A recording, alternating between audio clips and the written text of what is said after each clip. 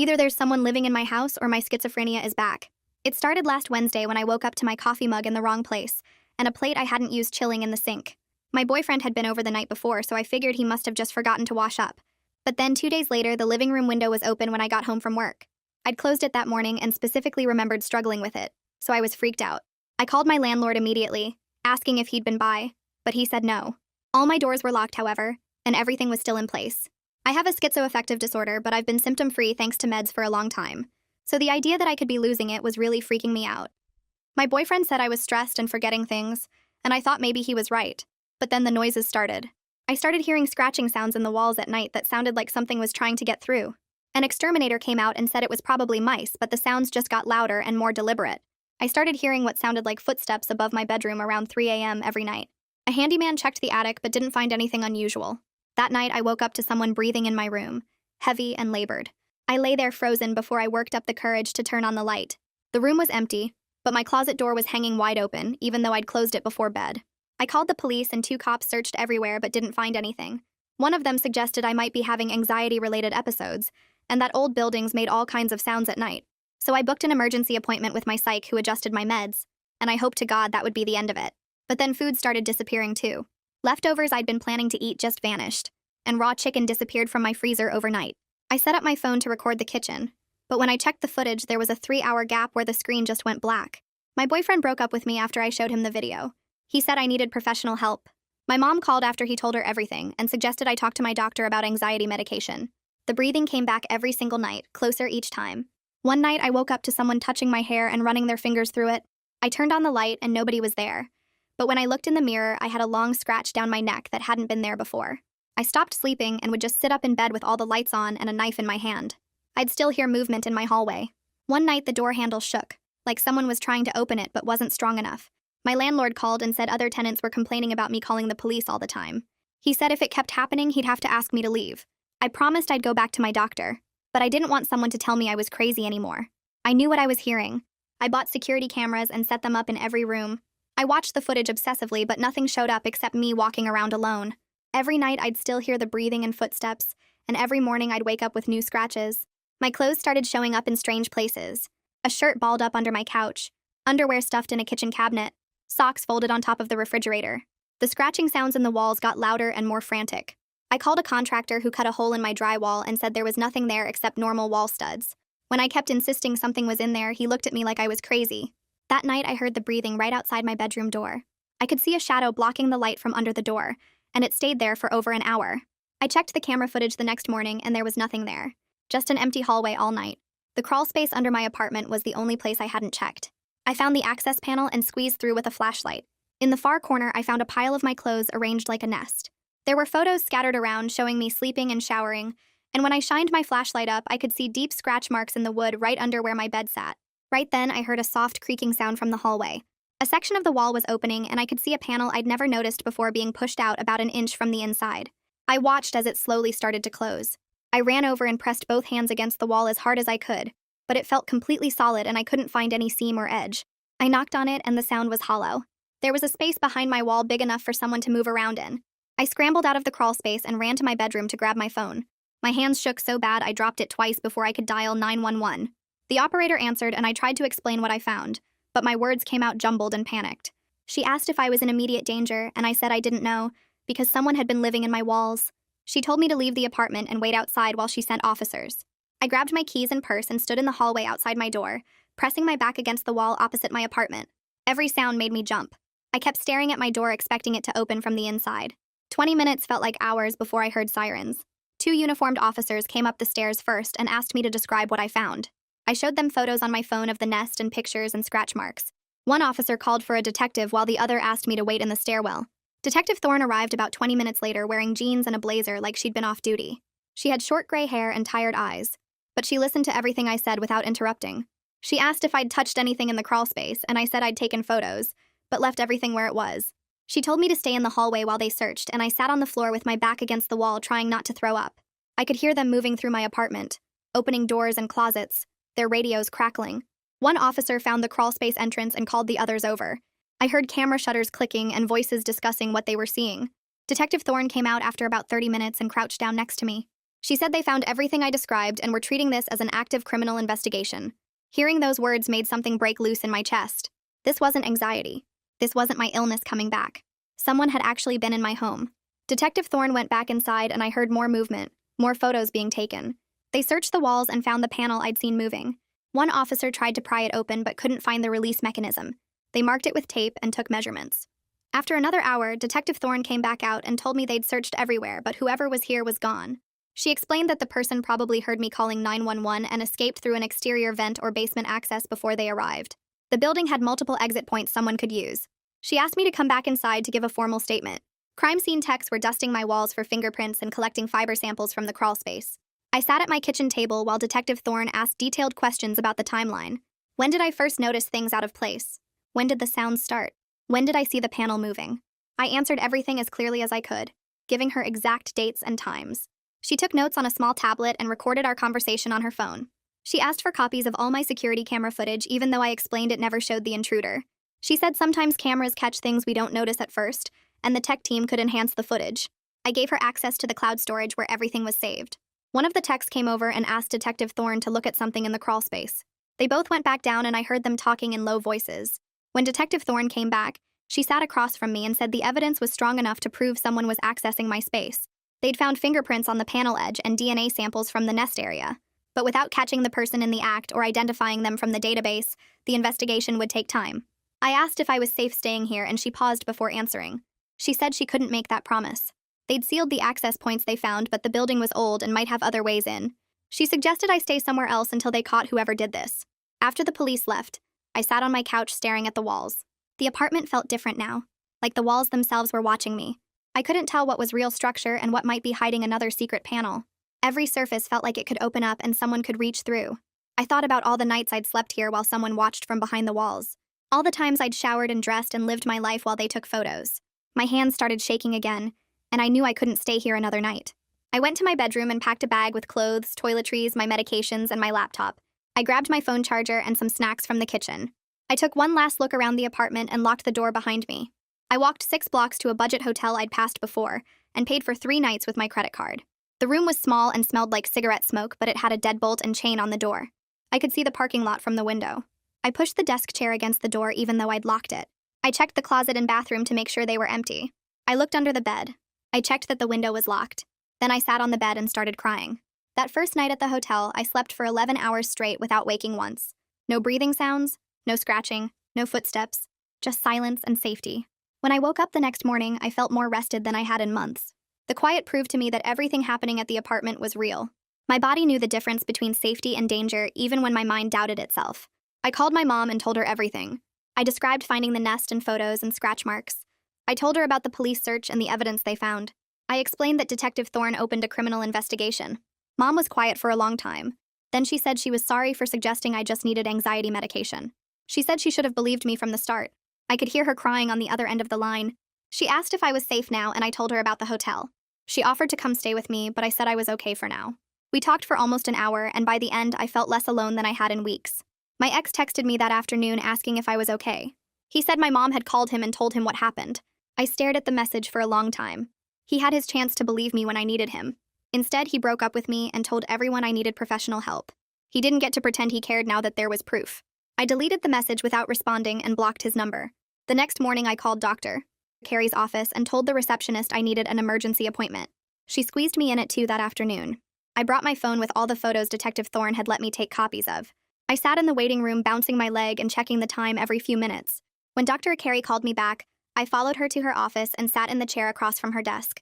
She asked how I was doing, and I just shook my head. I pulled out my phone and started showing her the pictures. The nest of my clothes in the crawl space, the photos of me sleeping, the scratch marks in the wood, the hidden panel in my wall. She looked at each one carefully and didn't say anything for a long time. Then she put my phone down on her desk and leaned forward. She told me she was so sorry that everyone, including her, had doubted what I was experiencing. She explained that what I'd been going through wasn't psychosis or hallucinations. It was a normal response to an actual threat. She said my brain was doing exactly what it should do when someone is in danger. It was protecting me by staying alert. She explained that trauma responses and psychotic symptoms look different, and what I described was clearly trauma from a real situation, not a break from reality.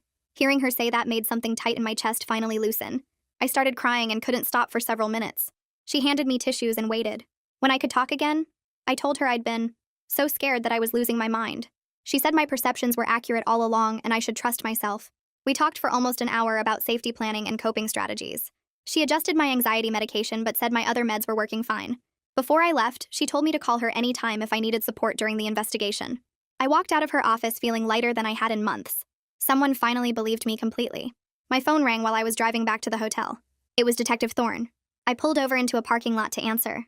She said they'd lifted a partial fingerprint from the edge of the panel in my wall. The crime scene techs had sent it to the database for analysis. I asked how long that would take, and she said it depends. If the person has a prior arrest record and their prints are in the system, they might get a match within days. But if the person has never been arrested, the database won't have anything to compare it to. She warned me not to get my hopes up too high because partial prints are harder to match than full ones. I thanked her for the update and she said she'd call as soon as she heard anything. After we hung up, I sat in my car staring at the steering wheel. The idea that they might actually identify whoever did this felt both hopeful and terrifying. Part of me wanted to know who it was. Another part of me was scared of finding out.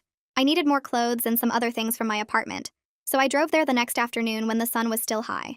The building looked different in daylight, less threatening somehow. I parked on the street and walked up to the entrance. When I got to my floor, the landlord was standing in the hallway outside my door. He was talking on his phone but hung up when he saw me. He asked why the police had been there and if everything was okay. His tone was weird, like he was annoyed more than concerned. I unlocked my door but didn't invite him in. He kept talking, saying other tenants had seen the squad cars and were asking questions. He said it wasn't good for the building's reputation. I just stared at him. He was more worried about what the neighbors thought than about the fact that someone had been living in the walls watching me. I told him the police found evidence that someone had been accessing my apartment through hidden panels and the crawl space. His face changed and he started talking really fast. He said old buildings like this have all kinds of quirks and weird spaces. He said maybe I misunderstood what I saw. Maybe it was just old construction materials or something the previous tenant left behind. I pulled out my phone without saying anything. I opened the photo app and turned my phone toward him. I showed him the picture of the nest made from my clothes. Then the photos of me sleeping that someone had taken. Then the scratch marks in the wood right under where my bed sat. His face went pale and he stopped talking. He stared at the screen like he couldn't process what he was seeing. Then he looked up at me and his expression was different. Less defensive, more scared. He asked if the police really found all that and I said yes. He was quiet for a minute. Then he cleared his throat and said he'd have his handyman come seal up the crawl space access right away. He said they'd patch the wall panel too, so nobody could get through anymore. I told him no. I said the police weren't done processing the scene yet and nothing could be touched until they cleared it. He started arguing, saying it was his building and his property. He had a right to make repairs and secure the premises. I looked him straight in the eye and said my lawyer told me not to let anyone alter the crime scene. I didn't actually have a lawyer yet, but saying it made him stop talking. He asked what lawyer and I said I wasn't discussing my legal representation with him. He stood there for another minute looking uncomfortable. Then he said we'd talk later and walked away down the hall. I went back to the hotel and called my mom. I asked if she knew any lawyers who handle tenant rights and stalking cases. She was quiet for a second, then said she'd ask around. Within an hour, she texted me 3 names with phone numbers. I called all of them and left messages explaining my situation. I said I needed help dealing with my landlord and understanding what my legal options were. 2 of the offices said they'd call me back within a day or 2. The third one, a lawyer named Lisa, had a receptionist who put me through right away. Lisa listened to my whole story without interrupting. When I finished, she said this sounded serious and she wanted to help. She offered a free consultation, and we set up a meeting for the next afternoon at her office. That night at the hotel, I sat on the bed with my laptop and started looking at my bank account. The hotel was costing me $90 a night. I'd already been there almost a week. My rent was still due on my apartment even though I couldn't stay there. I did the math in my head and felt sick. I had maybe 2 more weeks before I'd run out of money completely. After that, I'd have to choose between paying rent on an apartment I was too scared to sleep in or paying for a hotel where I actually felt safe. Either way, I'd go broke. I thought about asking my mom for money, but she was already helping so much. I thought about getting a second job, but I could barely function at my current one. I lay back on the bed and stared at the ceiling. The weight of everything felt crushing. Someone had violated my home and my safety, and now I was the one paying for it. It didn't seem fair, but I didn't know what else to do. Lisa's office was in a small building downtown. I got there 15 minutes early and sat in my car going through all my documentation. I'd printed out the police report and photos. I'd written a timeline of everything that happened with dates. I'd saved all the texts and emails from my landlord. When it was time, I walked in and the receptionist showed me to Lisa's office. She was younger than I expected, maybe in her 30s, with dark hair pulled back in a ponytail. She shook my hand and told me to sit down. I spread all my papers and photos on her desk. She spent almost 20 minutes just reading through everything and looking at the pictures. She asked questions about the timeline and took notes on a yellow legal pad. When she finished, she sat back in her chair and looked at me. Lisa said my landlord has a legal duty to provide what's called habitable housing. That means the apartment has to be safe and secure. She said having someone able to access my unit through hidden panels and crawl spaces is a serious breach of that duty. She explained that the evidence the police found proves the building had major security failures. She said based on everything I'd shown her, I had strong grounds to break my lease without any penalty. I wouldn't owe the remaining rent and I'd get my security deposit back. I asked if she was sure and she nodded. She said the law is clear that landlords have to provide basic safety and mine had completely failed to do that. She also said I should document all my costs related to this, like the hotel and the security cameras I bought. Those could be part of a damages claim later. Lisa kept talking and explained I had other options too. She said I could file a complaint with the housing authority about the security failures in the building. An inspector would come out and document all the code violations. That would create an official record and might force the landlord to fix the problems so this doesn't happen to other tenants. She also said I could potentially sue my landlord for damages. That would include the emotional distress, the cost of therapy, the hotel bills, and anything else I'd paid for because of his failure to maintain a safe building. She said we'd need to wait and see what happens with the criminal investigation first, but I should keep track of everything. Hearing all these options made me feel something I hadn't felt in weeks, like I wasn't completely powerless, like maybe I could fight back against what happened to me. I asked Lisa what the next steps were, and she said first we'd send my landlord a letter terminating my lease, then we'd file the housing authority complaint. After that, we'd see how he responds, and whether we need to take further legal action. I thanked her, and we set up another meeting for the following week. When I left her office, I felt more in control than I had since this whole nightmare started. I decided to start with the housing authority complaint since it was free and would create an official record of everything. Lisa pulled up the form on her computer, and we went through it section by section. I gave her all the dates I could remember. The first weird thing with the coffee mug, the open window, the breathing sounds, the scratching in the walls, the photos in the crawl space, the moving panel.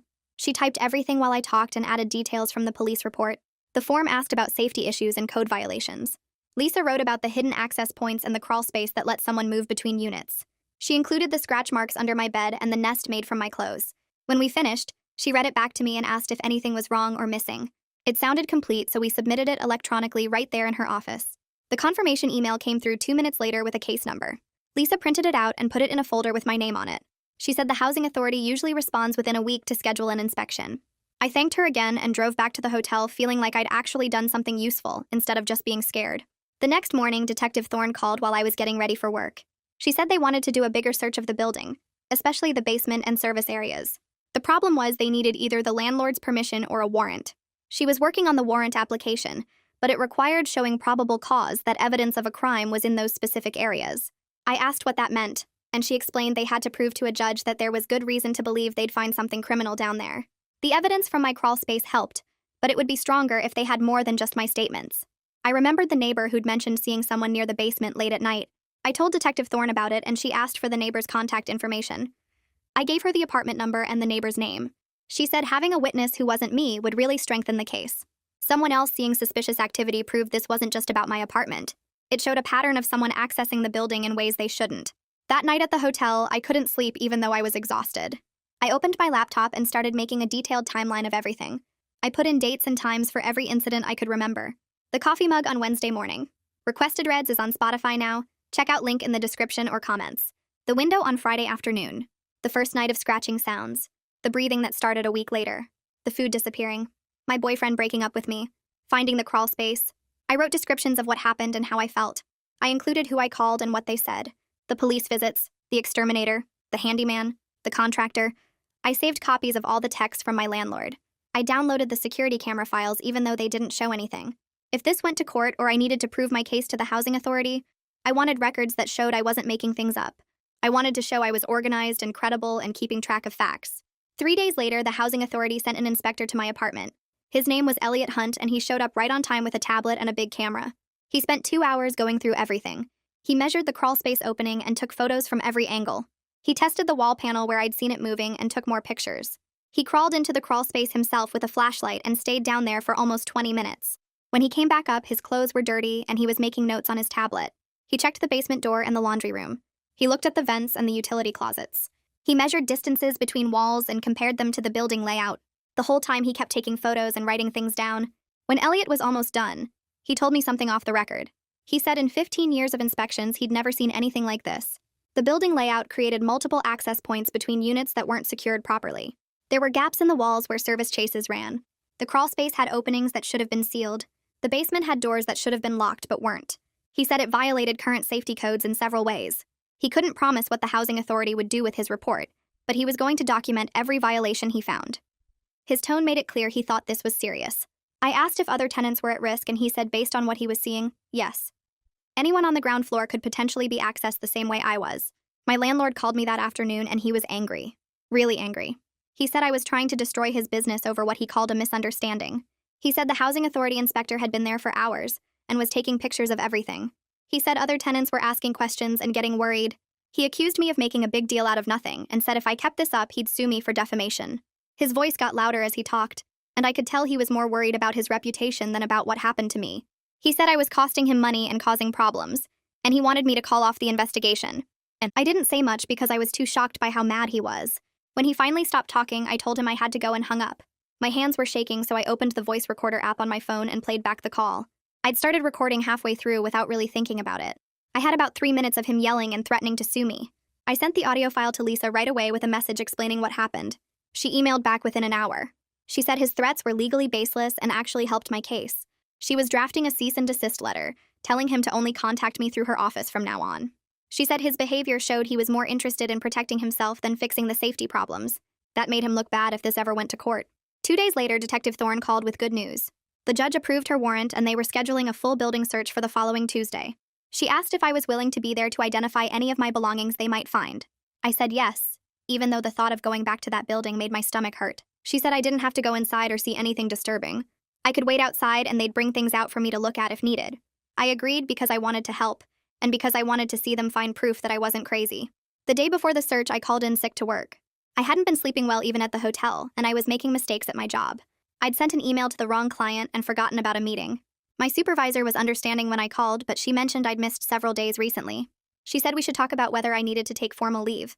I told her I'd think about it and we'd talk after things settled down. I spent the rest of the day in my hotel room trying to rest, but mostly just staring at the ceiling and thinking about what the police might find on Tuesday. That night, I took the medication and lay in the hotel bed staring at the ceiling until almost 3 in the morning. Every time I closed my eyes, I saw more photos of myself that might be hidden somewhere in those walls. I kept imagining cameras tucked into vents or behind light fixtures, recording everything I did for months. The medication was supposed to help me sleep, but my brain wouldn't shut off. I finally dozed off around 4 and woke up at 6 feeling like I'd been hit by a truck. I showered and got dressed in clothes that felt wrong no matter what I picked. Everything seemed too casual or too formal for watching police search my apartment for evidence that someone had been living in my walls. I left the hotel at 6:30 and drove to my building even though I was way too early. I sat in my car in the parking lot watching the sun come up and trying not to throw up. Detective Thorne pulled up at exactly 7 with 3 squad cars behind her. I got out and walked over as she was talking to the other officers. She saw me and nodded. The landlord's truck was already there and he was standing by the entrance with his arms crossed. He looked at me for maybe half a second before looking away. His face was red and his jaw was clenched tight. Detective Thorne walked over to him first, and they talked in low voices while I stood by my car. I could see him shaking his head and pointing at the building. She said something back and he threw his hands up but pulled out his keys. The officers started unloading equipment from their cars. 2 of them had cameras and evidence bags. Another one had a big toolbox. Detective Thorne came over to me and asked if I was okay to be here. I said yes, even though I wasn't sure that was true. She told me they'd start in the basement and work their way up. She said I should wait outside unless they needed me to identify something. I nodded and stayed by my car while they all went inside. The search took forever. I sat in my car for the first hour, but then I couldn't sit still anymore, so I walked around the parking lot. Other tenants started leaving for work, and some of them stared at all the police cars. One woman I recognized from the second floor asked what was happening. I told her the police were investigating a break-in. She looked worried and hurried to her car. Around 9:30, Detective Thorne came out and asked me to come inside. My legs felt shaky walking through the entrance. She led me down to the basement and the door to the laundry room was propped open. I could see officers inside taking pictures of something behind the water heater. She walked me over and pointed to a sleeping bag wadded up in the corner behind the big metal tank. Next to it were empty food containers and plastic water bottles. A backpack was sitting on top of the sleeping bag. Everything was covered in dust like it had been there a while. One of the officers was putting the food containers into evidence bags. Detective Thorne asked if I recognized any of it, and I said no. She nodded and said they were bagging everything for prints and DNA. We went back upstairs and she showed me the access points they'd found. There was a panel in the hallway wall that looked like regular drywall, but it lifted right out. Behind it was a gap about 2 feet wide that ran along the whole building. She shined her flashlight in, and I could see where the space connected to vent openings. In my apartment, they found 2 more removable panels I'd never noticed. One was behind my bookshelf and another was in the bathroom ceiling. The officer taking pictures said the panels were cut professionally and put back, so carefully you'd never spot them unless you knew what to look for. They found loose vent covers in 3 different units that gave access to the service chase. Detective Thorne said someone could move through the entire ground floor without ever being seen. Around noon, they brought the backpack up from the basement. Detective Thorne put on gloves and opened it on my kitchen table. Inside were more photos of me. Way more than what I'd found in the crawl space. Some showed me cooking dinner. Others showed me watching TV on my couch. There were photos of me sleeping in different positions like someone had been taking pictures over multiple nights. My hands started shaking and I had to sit down. She pulled out a spiral notebook and flipped through it. My work schedule was written down for the past 3 months. Every day I worked was marked with the time I left and the time I came home. There were notes about when my boyfriend used to visit and when my mom called. Everything about my routine was documented like I was some kind of research project.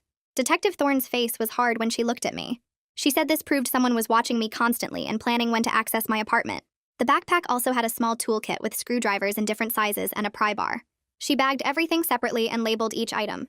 She told me this was systematic stalking and whoever did this had been at it for months. Around 2 in the afternoon, one of the officers called Detective Thorne over to the service chase opening in the hallway. They'd found a laptop wedged into a gap between the wall studs. She came and got me to look at it. The laptop was old and covered in dust. Detective Thorne said they'd need a separate warrant to search what was on it because electronics had different legal protections. She explained the tech forensics team would take it and apply for the warrant. It could have more photos or videos or information about who was doing this. I asked how long that would take, and she said probably a few days. She brought the backpack over and started taking things out one at a time, asking if I recognized them. There was a blue sweater I'd thought I lost when I moved into this apartment 2 months ago. A hairbrush that disappeared from my bathroom in October. A coffee mug from my kitchen that I'd looked for a dozen times. Seeing my stuff mixed in with the stalker's things made my stomach turn. These were my belongings that someone had taken and kept like trophies. Detective Thorne photographed each item next to a ruler for scale before bagging it. She said I'd get everything back eventually, but it was evidence now. The landlord came down to the basement while they were finishing up. He was talking loud, saying the sleeping bag and backpack could belong to a homeless person who broke in. Detective Thorne didn't even look at him. She pointed out that all the access points required keys or tools to reach. The service chase wasn't accessible from outside. Someone needed to know the building layout and have the ability to remove panels and vents from inside the units. She said a random homeless person wouldn't have that knowledge or access. He started arguing about how old buildings had weird spaces and maybe someone found a way in years ago. She cut him off and said the evidence showed recent activity and items stolen from my apartment specifically. This wasn't random. The search wrapped up around 3. Detective Thorne asked me to step outside with her. We stood by her car and she told me they were treating this as aggravated stalking and criminal trespass. The evidence was strong enough to prove someone was systematically targeting me and living in the building. She said they still needed to identify the suspect through fingerprints or DNA, or by catching them coming back. I asked if it was safe to go back to my apartment now that they'd cleared the hiding spaces. She was quiet for a second. Then she said they'd sealed the access points with screws and marked them so they'd know if someone tampered with them.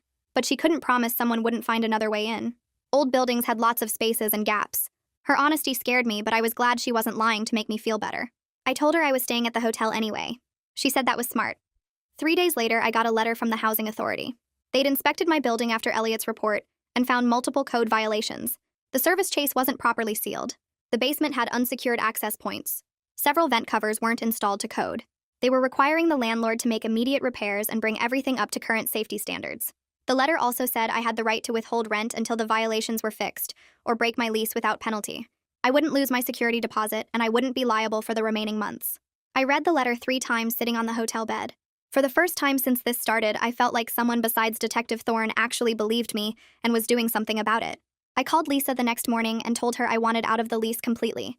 She said the housing authority letter gave me solid legal grounds and we could draft the termination notice that afternoon. I met her at her office and we spent 2 hours going over every detail, making sure we referenced the code violations, the police report, and my documented safety concerns. Lisa printed 3 copies and we sent them certified mail to the landlord with return receipt requested. Walking out of the post office felt like the first real control I'd had over my situation in months. 2 days later, the landlord's lawyer sent a response threatening to keep my entire security deposit for breaking the lease early. He claimed I was abandoning the property and violating the terms of my rental agreement. I forwarded the email to Lisa and she called me within an hour. She said his threats were legally baseless given the circumstances and actually helped our case by showing harassment. Lisa drafted a response explaining that we had documented evidence of uninhabitable conditions and criminal activity, and that any attempt to withhold my deposit would result in a lawsuit for the emotional distress and costs I'd already paid for hotels and security measures. She sent it that afternoon and copied the housing authority. The landlord's lawyer backed down within 48 hours, sending a terse email agreeing to return my full deposit and release me from the lease.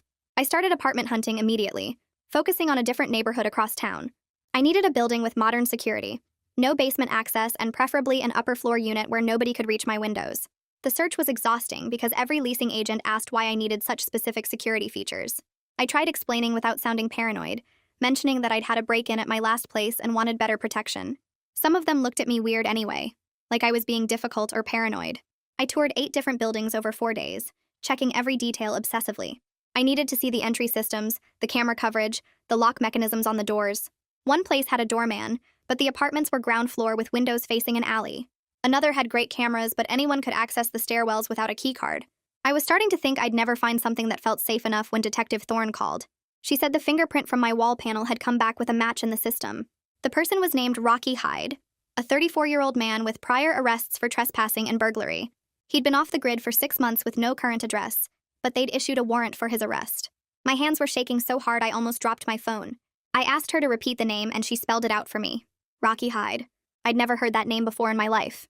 Detective Thorne said she was emailing me his booking photo from his last arrest, and I should look at it carefully, see if I recognized him from anywhere. The email came through while we were still on the phone and I opened the attachment. The photo showed a thin man with hollow eyes and patchy facial hair, staring at the camera with a blank expression. I studied every detail of his face, trying to remember if I'd ever seen him at my building, at work, at the grocery store, anywhere. Nothing. He was a complete stranger, which somehow made everything worse. If he'd been someone I knew, someone with a reason to target me specifically, maybe I could have understood it. But this was just a random man who'd decided to crawl into my walls and watch me sleep. Detective Thorne explained their theory about how Rocky had access to my building. He used to work as a contractor's assistant about 3 years ago and learned about building layouts and access points through that job. He'd been living rough for the past 6 months, probably homeless or staying in shelters, and chose my building because he knew how to move through it undetected. She said the evidence suggested he'd been using the service chases and crawl space as a place to sleep and hide, and that stalking me might have started as opportunistic rather than planned. That didn't make me feel any better. She warned me that finding Rocky could take time since he was transient and knew how to avoid police. He wasn't using shelters under his real name and didn't have any known associates or family in the area. She suggested I consider filing for a protective order once they located him, and in the meantime, I should stay vigilant about my surroundings. If I saw anyone matching his description, I should call 911 immediately and not approach him. I thanked her and hung up, then stared at Rocky's photo for another 20 minutes. I saved it to my phone so I could check it whenever I saw someone who might be him. The next day, I found a new apartment in a building that checked every box on my list. 5th floor unit, doorman at the entrance 24 hours a day, cameras in all common areas, and keycard access required for the elevators and stairwells. The rent was $200 more per month than my old place, but my mom offered to help with the deposit when I called her. She said my safety was worth any cost, and she'd rather help me pay for a secure apartment than worry about me every night. I signed the lease that afternoon and got keys for a move-in date 2 weeks out. Moving day was bittersweet in a way I hadn't expected. I was relieved to leave the old apartment and never look back, but I was also angry that I was forced out of my home because someone had violated my space so completely. This wasn't my choice. I'd liked that apartment before everything happened. It had good light and was close to work, and the rent was affordable. Now I was paying more money to live farther away, all because some man decided to crawl into my walls. I hired professional movers instead of asking friends for help because I didn't want to explain why I was moving, so suddenly or field questions about what had happened. The movers showed up at 8 in the morning and had everything packed and loaded within 4 hours. I did one final walkthrough of the empty apartment, checking every closet and cabinet one last time. The walls looked normal now, just regular walls, but I knew what was behind them. I left the keys on the kitchen counter and walked out without looking back. The first night in my new apartment, I checked every lock 3 times before bed. I pushed my dresser against the door even though I was on the 5th floor and nobody could reach my windows without a ladder. I got up twice during the night to verify the locks again and check that the dresser hadn't moved. Dr. Carey had warned me during our last session that hypervigilance was a normal trauma response and would take time to fade. She said my brain had learned that my environment wasn't safe and it would need consistent evidence of safety before it could relax again. Knowing it was normal didn't make it any easier, but at least I understood why I couldn't stop checking the locks. 2 weeks passed in my new apartment, and I started to believe I might actually be safe there. Detective Thorne called on a Tuesday morning while I was getting ready for work, and I answered on the first ring. She told me Rocky had been arrested in a city 3 hours away after breaking into a storage facility, and the local police were holding him on the warrant from my case. She was working with them to get him transferred back for questioning, and wanted me to know he was finally in custody. I sat down on my bed because my legs felt shaky, and asked if this meant it was really over. She said it meant he couldn't hurt me anymore, but there was still a legal process ahead, and she needed to ask if I'd be willing to testify if the case went to trial. I said yes without even thinking about it because I needed Rocky to know I wasn't just some victim he could terrorize and get away with it. I was a real person who would stand up in court and make sure he faced real consequences for what he did to me. Detective Thorne said she'd keep me updated on the transfer and court dates, and I thanked her before hanging up. I called in late to work and sat there staring at my phone for 20 minutes trying to process that they'd actually caught him. A week later, Detective Thorne called again to say Rocky's public defender wanted to know if I'd meet with them for a victim impact statement. The idea of being in the same room as him made my stomach hurt, so I told her I needed to think about it. I scheduled an emergency session with Dr. Carey that afternoon and explained what the defender was asking. She listened carefully and then asked how I felt about seeing Rocky in person, and I admitted I wasn't ready for that at all. She said I didn't have to meet with him to give a statement and suggested I could write one instead that would be just as powerful. I decided that's what I'd do because I had things I needed to say about how his actions destroyed my sense of safety, but I couldn't handle being near him yet. I told Detective Thorne my decision the next day, and she said she'd let the defender know. Writing the statement took 3 full days because every time I tried to put words on paper, I'd start crying and have to walk away. I described the fear of waking up to breathing sounds and finding scratches on my body and not knowing if I was losing my mind. I wrote about how my boyfriend left me, and everyone thought I was having a breakdown when I was actually being stalked. I explained the trauma of knowing someone had watched me sleep and shower and lived in my walls for months. Each paragraph felt like reliving the worst parts, and I had to take long breaks to calm down before I could keep writing. When I finally finished, it was 4 pages long, and I read it out loud to myself twice to make sure it said everything I needed it to say. I emailed it to Detective Thorne, and she called an hour later to say it was powerful and would definitely impact the case. The district attorney's office filed formal charges a week after that, and the DA assigned to my case called to walk me through what would happen next. He listed the charges, which were aggravated stalking, criminal trespass, burglary, and invasion of privacy. He explained each one and said they were pursuing the maximum penalties because of Rocky's prior record and how disturbing and long this had gone on. I asked what maximum meant, and he said potentially 15 to 20 years depending on how things went. That number felt huge and real, and I thanked him for taking it seriously. He said my case was one of the worst he'd seen, and they wanted to make sure Rocky served actual prison time, instead of just getting probation. 2 weeks later, the DA called again to say Rocky's lawyer tried to negotiate a plea deal, but they weren't offering anything lenient. He said given the prior record and the disturbing nature of everything Rocky did, they wanted him behind bars for a long time. I felt relieved that they weren't going easy on him just to close the case quickly. The arraignment was scheduled for the following Monday, and Detective Thorne offered to come with me for support. I took another day off work and met her at the courthouse at 9 in the morning. We sat in the back of the courtroom, and I kept my hands folded in my lap to stop them from shaking. Rocky appeared on a video screen from the jail, and seeing his face on that screen made my heart start racing. So fast I thought I might pass out. I forced myself to keep watching as the judge read the charges and asked how he pleaded. His lawyer entered a not guilty plea and then argued for bail, but the prosecutor pushed back hard with details about the stalking and hidden living spaces. The judge denied bail and said Rocky would remain in custody until trial, and I felt Detective Thorne squeeze my shoulder. Walking out of the courthouse afterward, I felt dizzy but also stronger somehow because I'd made myself stay and watch. The preliminary hearing got scheduled for 6 weeks out, which meant 6 more weeks of waiting and wondering what would happen. Dr. Carey increased my therapy to twice a week to help me deal with the stress of the legal process and the anxiety of knowing this would drag on for months. My mom drove up for a long weekend visit and helped me make the new apartment feel more like an actual home instead of just a safe place to hide. We hung pictures on the walls and bought plants for the windowsills, and she showed me how to install a door security bar that I could take with me if I ever moved again. She didn't ask many questions about the case and instead focused on helping me create a space that felt comfortable and mine. Work had been understanding about all the time I needed for court dates and therapy appointments, but my supervisor pulled me aside to suggest I apply for the Employee Assistance Program. She explained it provided extra counseling sessions and legal consultation at no cost, and said several people in the office had used it during difficult times. I filled out the application that afternoon and got approved within a week, which took some financial pressure off since my therapy costs were adding up fast. I found a support group for stalking victims that met every Wednesday night at a community center about 20 minutes from my new apartment. The first meeting I attended had 7 other people sitting in a circle of folding chairs and a counselor named Maria, who explained the ground rules before we started sharing. I listened to a woman describe how her ex-boyfriend had followed her for 2 years, and a man talk about a coworker who left notes on his car every single day for months.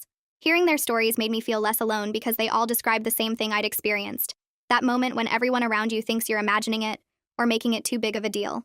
A college student shared tips about documenting everything with timestamps and keeping copies in multiple places. An older man explained how he'd learned to check his car for tracking devices after finding 3 of them over 6 months. By the end of that first meeting, I had a list of practical steps I hadn't thought of, like checking my credit report monthly and setting up alerts for any new accounts opened in my name. I kept going back every week, and the routine of it helped. having a place where I could talk about what happened without people looking at me like I was broken. Detective Thorne called me 3 weeks after Rocky's arrest with an update about the laptop they'd seized from the building. She said the forensic team had finished going through it and found hundreds of photos and videos of me taken over at least 5 months, maybe longer. The files were organized by date in folders on his desktop, and the earliest ones were from last October when I'd first moved into that apartment. She explained that the timestamps proved this wasn't some random thing, that Rocky had specifically chosen me and planned out how to access my space over months. There were videos of me sleeping, showering, getting dressed, cooking dinner, just sitting on my couch watching TV. The detective said some of the footage was taken through vents and others through the gaps around the hidden panels in my walls. She asked if I wanted to see any of it for identification purposes, and I said absolutely not, that knowing it existed was already more than I could handle. The laptop also had searches for my name, my workplace, my social media accounts, and notes about my daily schedule written in a document file. Detective Thorne said this level of planning and documentation would strengthen the case significantly because it showed clear intent and premeditation. The DA called me 2 days later to say they were adding new charges based on the digital evidence. The original charges were aggravated stalking, criminal trespass, and burglary, but now they were adding unlawful surveillance and possession of voyeuristic materials. He explained each charge and what it meant, that the unlawful surveillance covered the videos taken without my knowledge in private spaces, and the voyeuristic materials charge was for keeping and organizing those recordings. Each new charge made me feel 2 different ways at once, validated that the system was finally taking this seriously, and treating it like the violation it was, but also sick, knowing just how much Rocky had watched and recorded. The DA said with the additional charges, Rocky was now facing a potential maximum of 25 years, instead of the 15 we discussed before. He asked how I was holding up, and I told him I was managing, that my therapist was helping me process everything as it came up. He said the arraignment on the new charges would happen in 2 weeks, and I could attend if I wanted, but it wasn't required. Rocky's lawyer reached out through the DA's office one more time trying to negotiate a plea deal. The offer was that Rocky would plead guilty to reduced charges, just the trespass and 1 count of stalking, in exchange for a recommended sentence of 3 to 5 years. The DA called to get my input before responding, and I didn't even have to think about it. I told him I wanted Rocky to face the full consequences of every single thing he did, because he showed me absolutely no mercy while he was living in my walls and watching me. He'd made choices every single day for months to violate my privacy and safety, and I wasn't interested in making things easier for him now.